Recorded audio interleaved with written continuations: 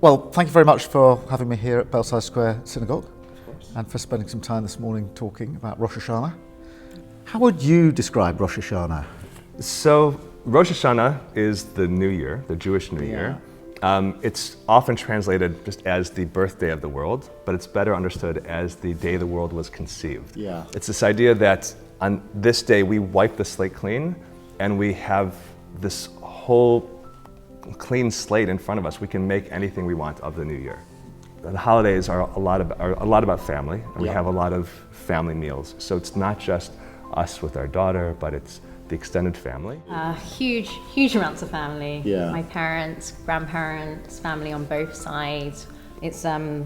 It's one of those, it's the sort of Jewish Christmas moment where everyone's quite stressed about where you're going to spend it. And as people get older and they marry others, the families get bigger and bigger until we're spilling out into the halls. But that's part of it, isn't it? It's having everybody around, going through the history, reminding everyone of the traditions, enjoying those traditions together. That is part of it. I mean, Rosh Hashanah and the whole period that started a couple of weeks ago and extends all the way through to Yom Kippur is a period of sort of deep introspection. It's a moment where we're meant to look back on the things that we've done in the previous year, because Rosh Hashanah is the start of the new year, to look back on the things we've done in the previous year and think about how we want to live in the year ahead. So on your table, what's the sort of the item that absolutely has to be there?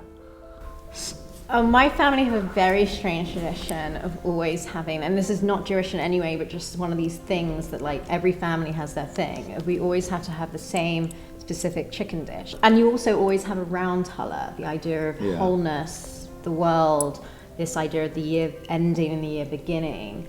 I mean, and the round challah for me as well, it's kind of this perfect form, right? A circle having no sides to it. Yeah.